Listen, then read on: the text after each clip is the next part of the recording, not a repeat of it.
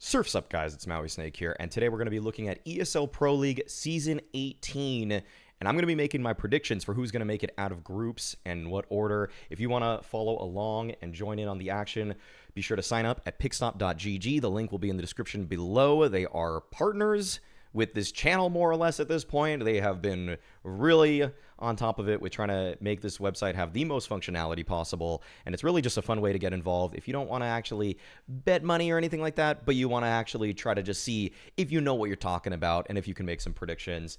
If you do join up, be sure to join Mauisnake's League on the most popular leagues right now. 1,000 members. I am proud of you guys for joining and making this all a reality. Let's see if we can just get it a little bit higher. You know, I don't even know what the goal is anymore. Once you hit 1,000, it's like what benchmark am I supposed to set for myself next? You know, actually, that's happened to me recently. I joined the half-ton club in terms of lifting, like composite bench press, squat, and deadlift. I got over 1,000 pounds, and I'm like, what do I do now? I guess I just lose weight. I guess I should just do cardio, you know, like just maintain strength. Like, what am I training for? Like, who needs to lift more than that? Honestly, like, I'm not trying to lift cars. I'm not joining an Ironman competition, or not an Ironman, strongman competition. So what's the point? You lose a little bit of meaning in life once you hit those benchmark numbers, but it's about the journey. It's about the process. And that's what you got to keep and hold on to make sure that your life continues to have meaning. And joining my league will give your life meaning. That's not a guarantee, but be sure to sign up and support Pickstop and see if you can beat me or Scrawny at our own game. House of Scrawn right there, 281. Pick'Ems, all right, here we go. Group A, the way that this is actually working for Pickstop is that usually it's a bracket, but I like that they changed it up for ESL Pro League here, where they're just saying pick the 4 teams advancing from each group and then pick who you think is going to come out in first place and second place, because that's really what matters based off of seeding in this tournament. So we're going to just go through this pretty quickly with some of the obvious ones. There's going to be some tougher decisions later, but I think the really obvious ones we're going to just kick it off with will be the heavy favorites. And those are teams from each group: Vitality, ENCE, Heroic, and I actually don't think there's a super big favorite in terms of winning the whole tournament from coming out of Group C, but Group D, I would say G2. I think those 4 teams are well above and beyond everybody else in terms of the likelihood that they make it deep at this event. I would say that, and I'm actually going to kind of work through likelihoods here in terms of who I think is going to be doing well in this tournament. And then once it gets down to the nitty gritty for each group, we'll talk about who's going to come in 3rd, 4th, maybe 5th. So I'd say other teams that have a chance to win this whole thing, that would be, say, a team like Cloud9. That would be a team like FaZe, because we just know that they can power up, even though they haven't been looking as good lately. And then I'd say VP is kind of a sleeper pick here. And then I would also say that Astralis' form has been trending upwards, even though I still think they have a pretty glaring flaw in the form of their weakest player, in Borup. I'm not really sold on this guy just yet. Hopefully at ESL Pro League he can prove me wrong and elevate Astralis to the stars.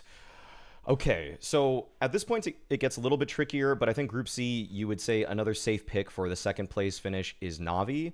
And they could even actually beat FaZe for that number 1, number 2 slot. And then we kind of have a few slots open here. So let's go group by group. Group A, we have NIP, we have Movistar Riders, Greyhound, Furia, Gamer Legion, and Orcs.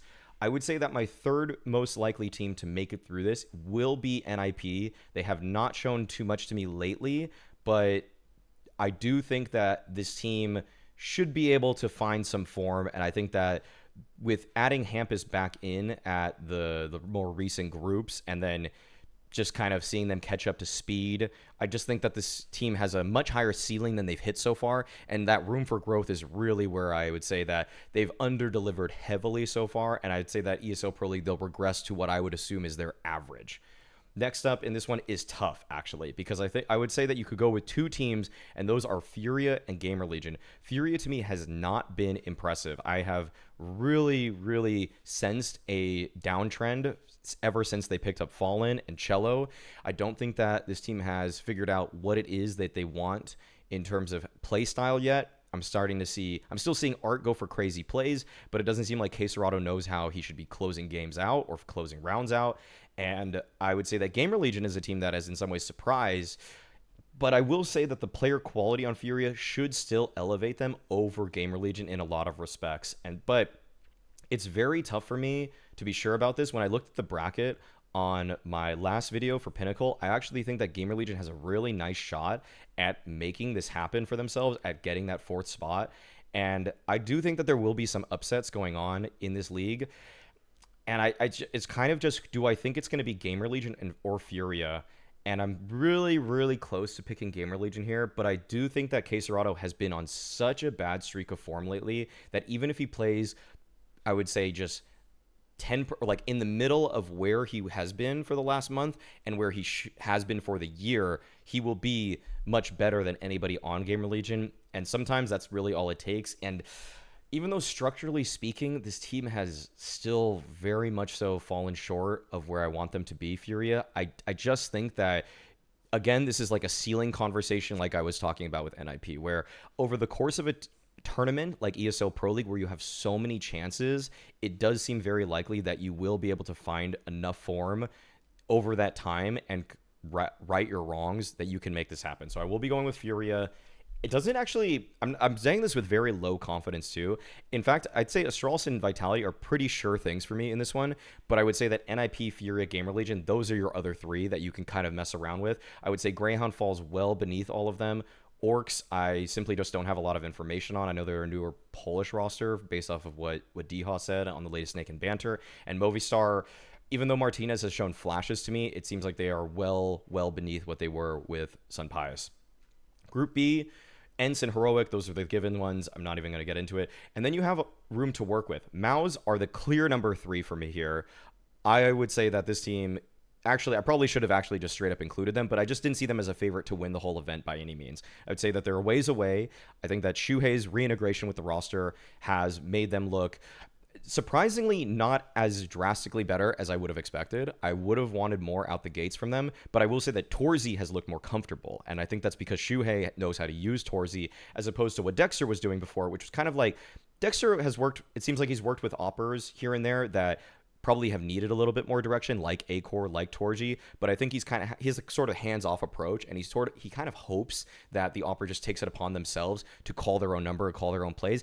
And I actually think that there's merit to that style of calling. I think you should give your opera a lot of room to work with, but I would say that for a person like Torji, he wants someone that's going to micro him just a little bit more, just give him a little push into certain directions, and I think Shuhei has done a good job of unlocking him.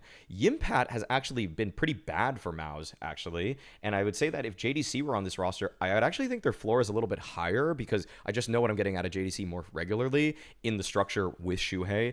But I would say that Yimpat definitely has a higher ceiling than JDC based off of what he was doing with the academy team.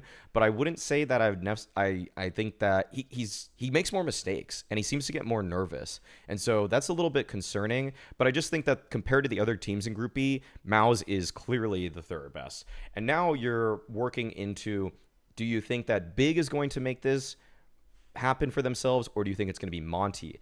And based off of what I have seen lately, I actually do think that Monty is probably a little bit better here. I've been pretty vocal about how I have viewed Big lately, where I think that this is in some ways the Crimbo show, and the rest of the team is trying to catch up to speed. Even Tabson has fallen off as an individual lately, even though he's switched back to being kind of like a secondary caller, where Sin is trying to be the main IGL now. And I would say that it's actually pretty close between Monty and Big. I'm not going to say like I would count Big out. I would say that these 3 teams to me are a lock, Ents, Heroic, and Maus. But then the 4th team is, to me, Monty's in first. Big is a close second. And then I would say MIBR is probably the 3rd one there. And this actually in some ways comes down to who I think is going to be coming out on top due to matchup. And actually, now that I really think about this, I'm going to actually look at their first round matchups to see who's going to be doing this. This is... So in the first round, Big plays Monty. So Big plays Monty. So it is just who I think is going to be better out of those teams. So I will pick Monty in this one. All right. Group C. Fnatic, Imperial, Apex, 9Z, M80, and Cyclone. I'm going to say out the gate, Cyclone and M80 have a very low chance of doing this. I'd say 9Z are a little bit better than them. So to me, actually, this is pretty obvious. I'd say it's Fnatic and Apex. I think that the teams that just with more European experience lately have a better opportunity of making this happen for themselves. And also for first round matchups, Imperial is playing Fnatic, so hopefully Fnatic just wins that, according to what I want. Apex beats M80, and then they already have a pretty good chance of making it pretty deep in this group. And on the other side, Cyclone is facing against Na'Vi in the first round, and FaZe is facing against 9Z. So it's almost like all 4 of these teams I expect to win their opening round matchups. And then I would just think that based off of the fact you get 3 lives in this, you're in such a comfortable position by winning 1 BO3 that you don't have to do as much more after that. So next group, Group D, VP, Cloud9, G2. This one is pretty tough for the 4th team. I would say that VP showed me enough by beating FaZe at Gamers 8. I also think that they have been kind of a sneakily decent team online. But I will say that reintegrating Norbert should be a little bit tricky for them. Actually, I think Norbert's individual form, they probably just think it's better than what Kickert has been providing them lately, because Kickert, I don't know what happened to Kickert and Buster, but it does feel like somehow their energy has just been sapped completely, and they've both had a really difficult time finding themselves. In fact, almost every Kazakhstani player lately has been underperforming based off of what we're used to seeing from them.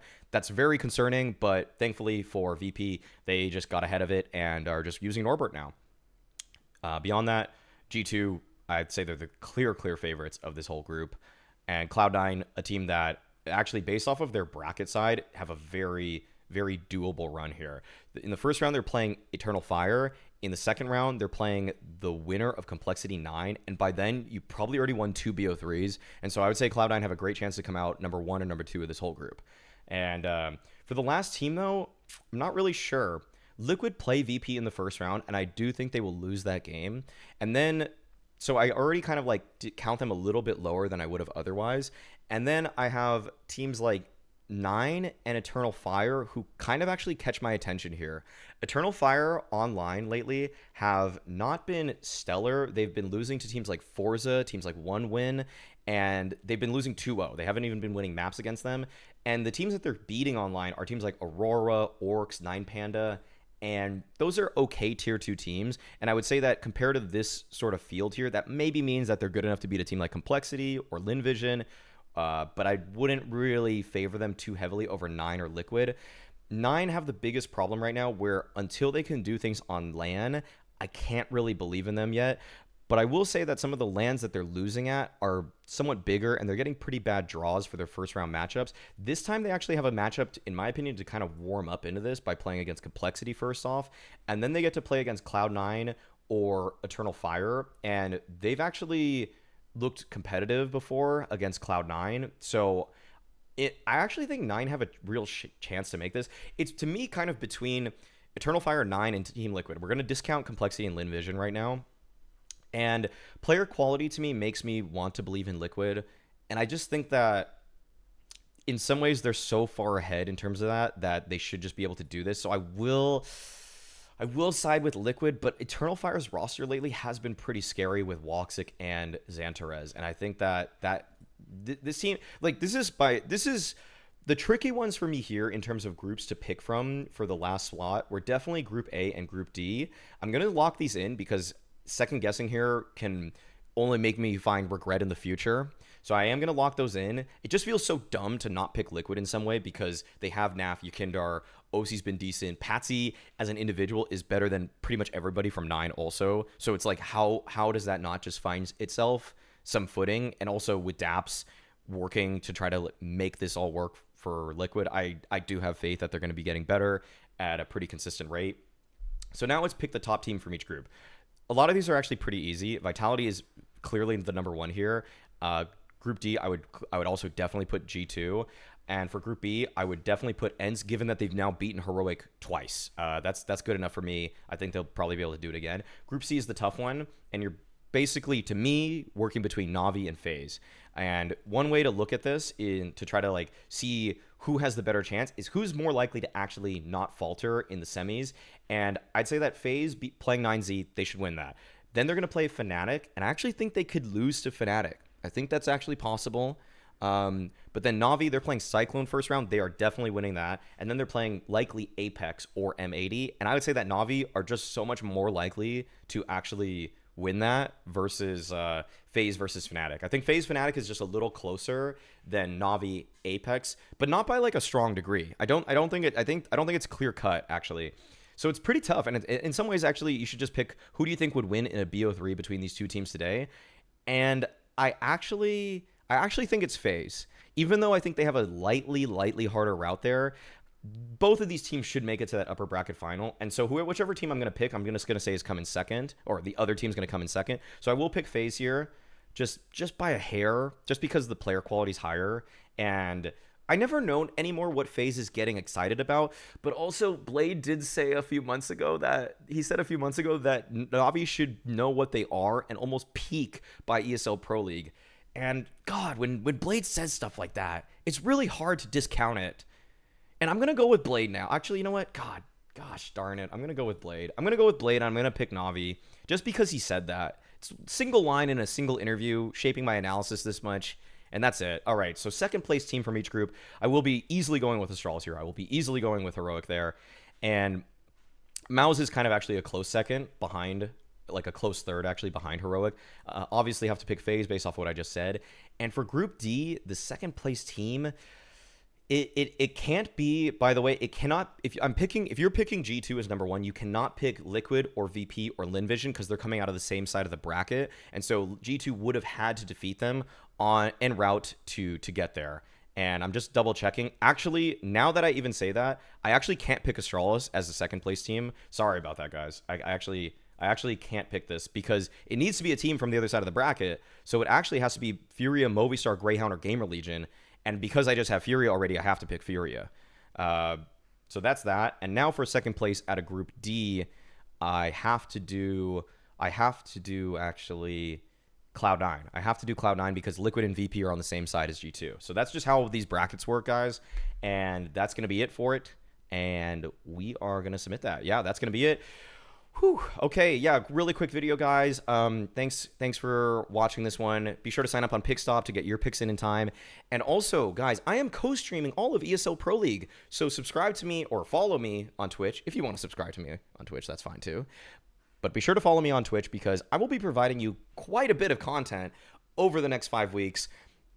Reason for doing so, just moving to New York. If you didn't watch the last video, I wanted to get settled here. I am very thankful that I have the opportunity to be able to do a co-stream so that I can try to look through other lenses and try to just kind of like build out what's going on with everything I'm doing.